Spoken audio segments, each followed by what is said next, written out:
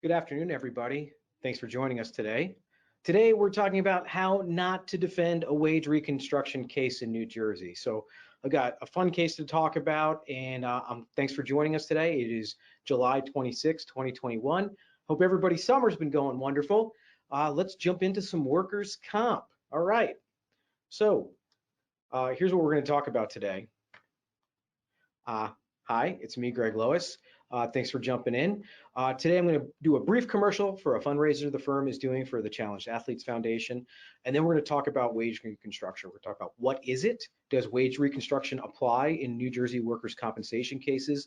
When it should apply and when you should be fighting it.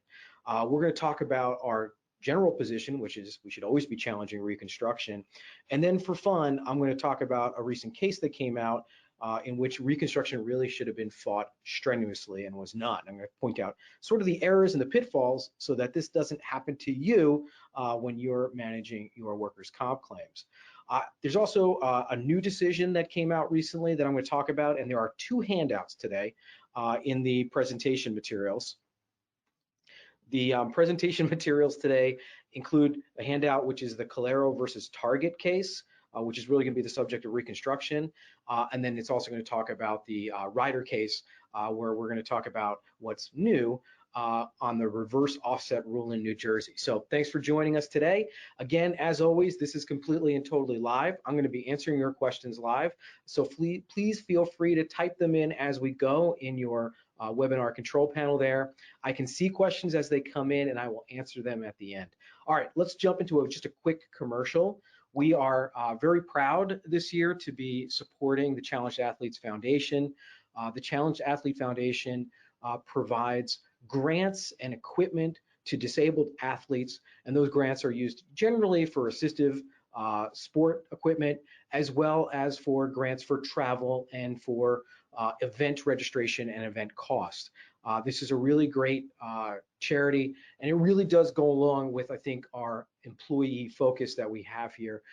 We know bringing disabled people back to the workplace, so often we are fighting psychosocial situations and getting people involved back in their community, getting them involved back in sports. This is just a wonderful way to reintegrate people back into the workplace and back into regular life. So the Challenged Athlete Foundation raises money and then supports disabled athletes, and that's something that we stand behind strongly. So we are supporting it this year by holding a fundraiser on September 25th. It's going to be a 5K walk run, which is sponsored by LOIS Law Firm.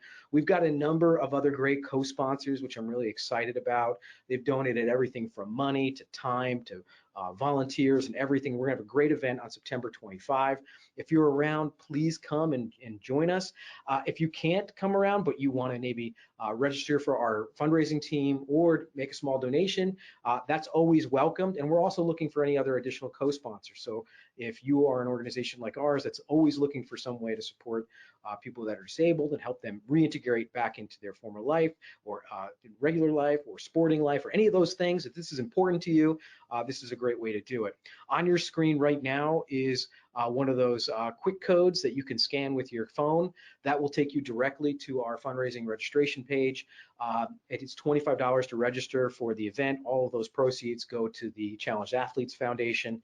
We've raised a couple $1,000s so far, which we're excited about, and we're even more excited about the fact that the firm is going to match all donations and money raised. So far, we've committed to about $4,000 or $5,000 so far in matching donations. So we're really excited about this. So if you want to double the value of your donation, please register through our page and make that donation or register now. And we're very excited to do this year. So thanks for everybody who's already donated or already joined the page. And if you're a sponsor out there or want to be a sponsor, there are opportunities. So please message me and we'll be happy to fit you in. If you sponsor us or sponsor, the Challenged Athlete Foundation before August 2nd, there is still room on the giveaway t-shirt for your logo. So please contact us before then. All right, moving on, let's talk about today's topic, which is wage reconstruction in New Jersey. What is it and how does it work? Well, the New Jersey statute, section 37, does allow for wage reconstruction in several limited scenarios. Wage reconstruction, and really what we're talking about in wage reconstruction, is creating sort of a fake wage for people who are not full-time employees to give them the benefit of a full-time wage when you're calculating their average weekly wage, which of course will have a huge impact on benefits. And today I'm going to talk about a case, Calero versus Target, in which wage reconstruction, because it was applied in that case, served to double the value of the award to the claimant. So this can have a huge impact in terms of exposure and employer liability when it comes to a case. So let's just first look at the cases where wage reconstruction is appropriate. And there's lots of case law on wage reconstruction that says a lot of things, but essentially wages can be reconstructed for the purposes of determining the correct permanent partial disability award or permanent disability award. It should not be used in temporary disability scenarios. In fact, temporary disability, it's inappropriate for wages to be reconstructed. So there's case law that says it is appropriate for permanent partial disability awards. There's a two-part test that should be applied in determining whether or not wage reconstruction should take place. The first test is, did the petitioner work fewer than the customary number of days in the ordinary week? And so we're really looking for an employee who works less than 5 days a week, who works less than 40 hours, or would be considered a normal work week. Now, if a person is hired to work 20 hours a week, in general, they should not be getting wage reconstruction. However, they can if they, in general, are working less than a full-time week, and there's going to be an impact on their future earnings. So they have to have both of those scenarios satisfied. First, working less than a normal work week, and also their future earning ability is going to be impacted. And I'll talk about an example in a second. The best example we have is the example of a part-time employee, hired part-time, only was expected to work 20 hours a week, but who sustains a debilitating injury, which is going to disable them or restrict their ability to do full-time work in the future. When that happens, when the petitioner can show an impact on full-time employment in the future, at that time, the judge can grant them a wage reconstruction. So wage reconstruction can be appropriate in certain cases. How about an employee who is working less than full-time work in that industry, and they sustain some type of injury that's going to impact their future earning? And again, this is the petitioner's burden to show this.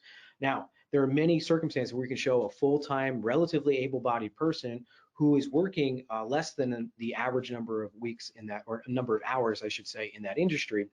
And but maybe there's no expectation that they're going to work full-time ever. So there are multiple cases involving very similarly situated employees in which the courts have ruled very differently.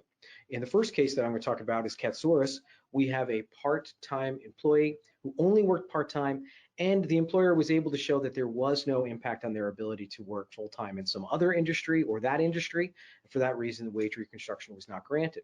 Another example is Torres, in which we have a very young employee in that case who sustained a debilitating injury to their body part, their arm.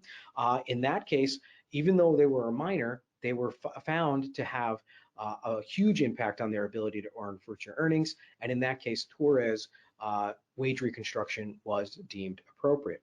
Now, generally speaking, you should be challenging wage reconstruction where you have a ground to do it. And the reason is because it's going to significantly impact your exposure.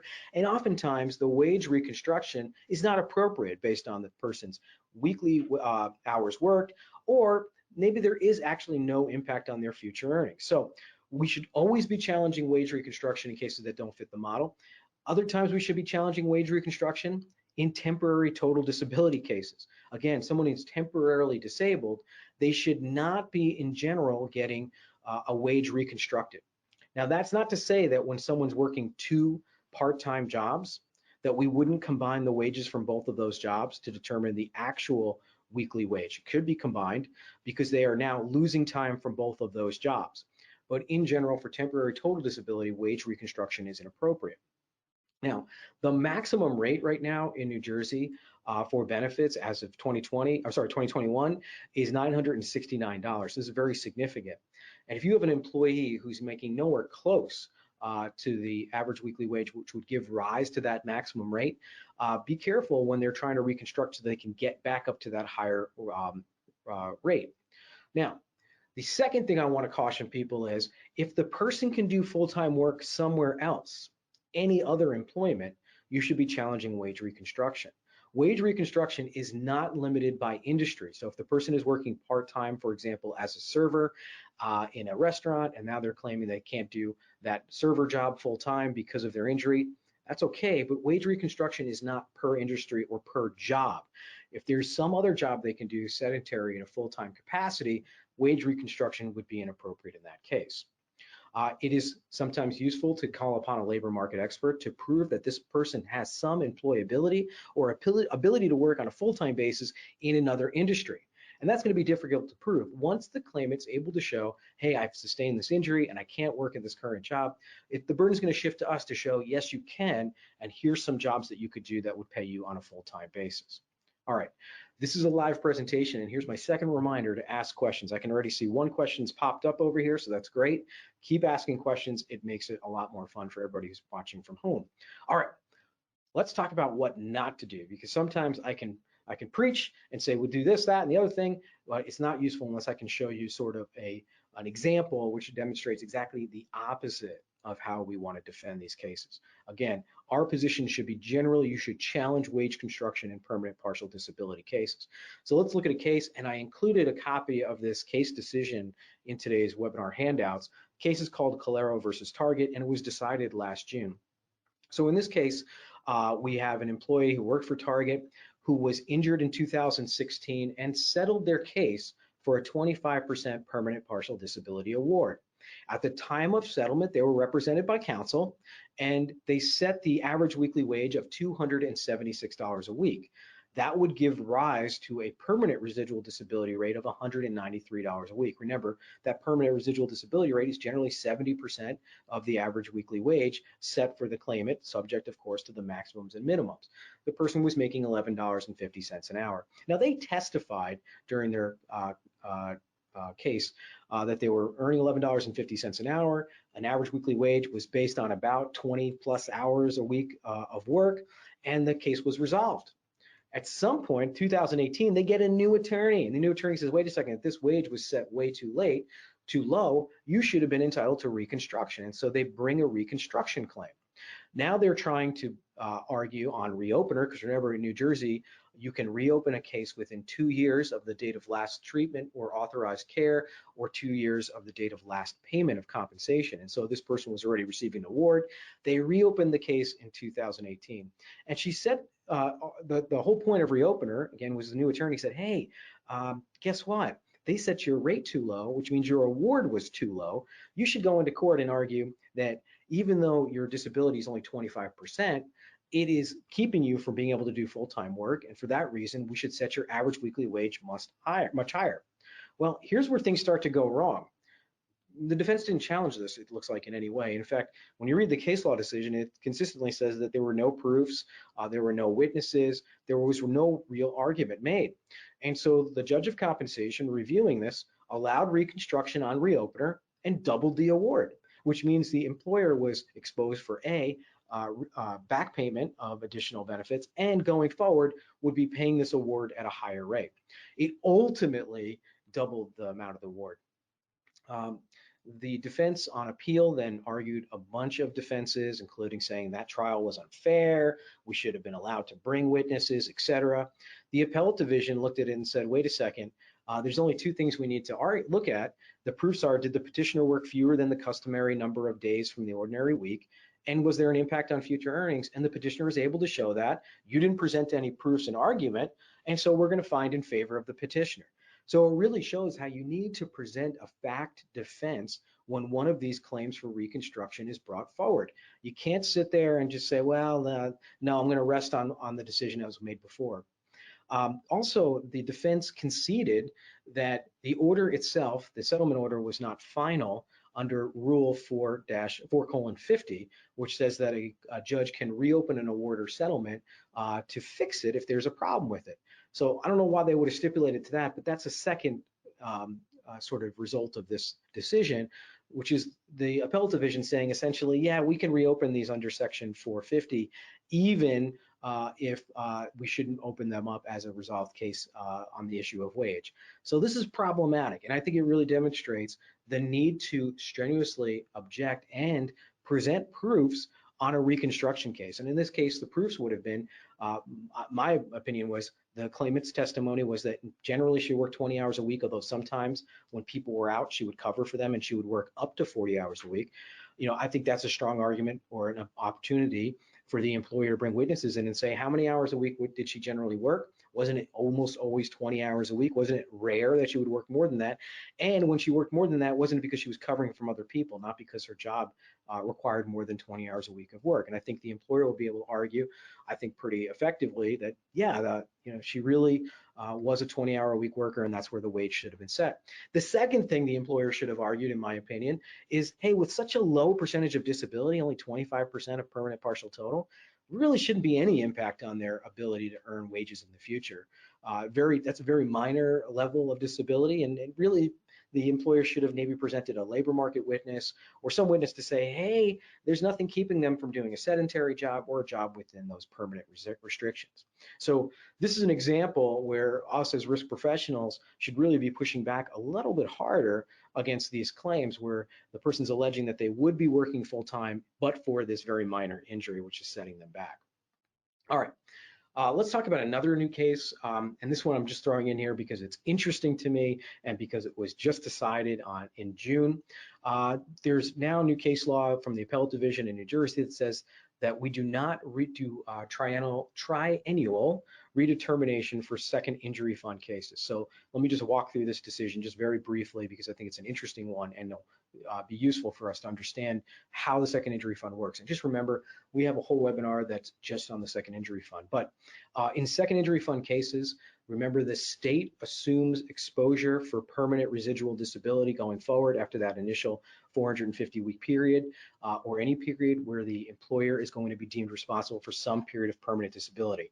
New Jersey still has a second injury fund, which then takes over future exposure for people who have had 2 or more injuries. And remember, those don't have to be work related. So this is a really important way for employers to get the benefit from the state of New Jersey that they're paying in for. The second injury fund is funded by surcharges on all employers and insurers.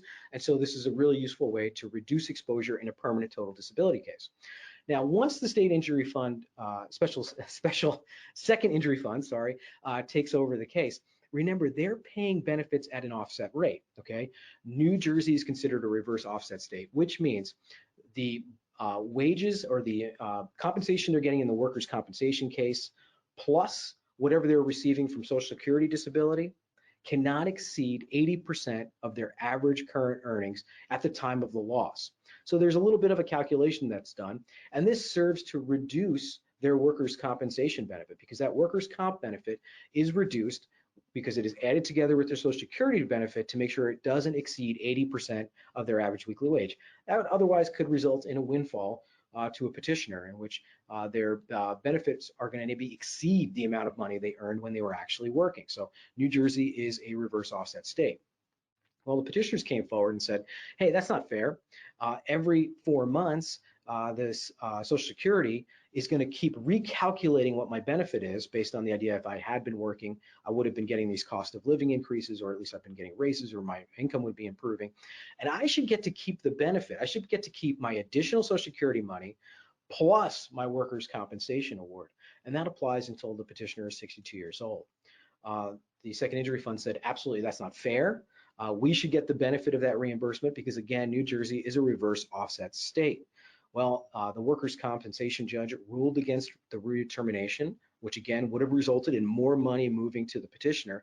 And just recently, on June 21st, the Appellate Division in the case called Willem versus Ryder Logistics agreed with the workers' compensation judge and said, that's not right. Redetermination should not apply, and it should not inure to the benefit of the petitioner. It should inure to the benefit of the second injury fund, which is issuing these ongoing payments.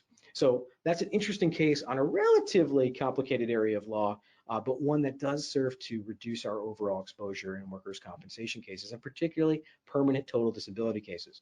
Our position here is, once it looks like a case is going for permanent total disability, we are looking for opportunities to get contribution from the second injury fund.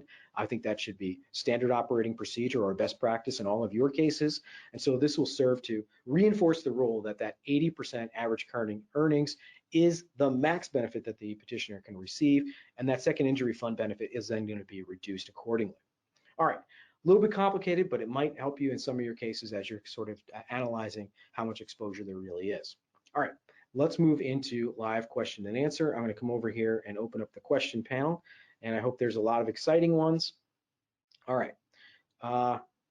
Susan asked the question, Greg, this is a challenge. What if the judges are the ones driving these issues, even when we challenge Reconstruction petitions, especially for retail part-time employees? Yeah, that's been my experience too. Oftentimes when we're defending a case, we're happily resolving it. We're paying temp at this much lower rate because the person was not a full-time employee. And it's at the time that permanency is going to be resolved that either the petitioner's attorney raises the issue of Reconstruction, or sometimes the judge on their own will say, hey, isn't this a case that's ripe for Reconstruction? And generally speaking, judges are going to look at these very low average weekly wage numbers with skepticism. They're going to say, wait, is there truly no 40-hour-a-week worker in this position? Is this person's ability to earn a living going forward going to be impacted by this injury? And so you've got to be ready to argue that, nope, there are defenses to this. The case I just cited to you, Susan, is a retail worker case. Target is a retail company, and this person was working, by the way, in a retail position at Target as well. And so there were defenses that could have been raised and should have been raised and just weren't. And look, maybe you're not going to get what you're hoping for, but at least you're able to compromise or resolve that issue of Reconstruction. The petitioner might come forward and say, yeah, most weeks I work 20 hours a week, but there was a couple I worked 40 hours a week. I want Reconstruction as a 40-hour-a-week worker. And at least if you raise your defenses, you can at least negotiate it down to maybe a 30-hour-a-week worker or something, or work on the rate or something like that. I think just not even presenting any defenses is crazy, even in that retail scenario. Jim asked the question, Greg, I heard the Wilhelm decision is being appealed. Any thoughts on how that might resolve? Well, they have 45 days to appeal that decision, so I don't know if it has been appealed yet. When I checked this morning and printed that out and added it to this webinar, there was no note in Westlaw that it's been further appealed. I would be surprised if it wasn't going to be further appealed, and the reason for that is the Wilhelm decision is not just one case that came before. It was a group of cases that all had the same issue, in which petitioners are all seeking this redetermination. And again, it would result in more money moving to the petitioner, so they're very motivated to do this. So they still have an opportunity to appeal that as well. Again, the Wilhelm decision is really applying federal law in the context of the New Jersey Workers' Compensation Act. And so, yeah, I think that is grounds for an appeal, and there might be an appeal of that. I'll certainly let you know, Jim, if an appeal takes place. But just an interesting decision on a relatively arcane topic that we don't see a lot of case law coming out on. All right, thanks for the questions, everybody. That's all I've got. Thanks, Susan and Jim, for asking those. All right, let's move on. Next week, next month, when we next meet on August 23rd, we're going to be talking about best practices for defending motions for med in temp. I'm going to talk about some of our strategies we use to compromise motions for med in temp and try to avoid orders being entered in our cases that take away our medical control of the case. So please join us for that. In the meantime, if you have any questions, concerns, comments, or criticisms, please let me know. It was a pleasure talking with you today. Have a great day, everybody.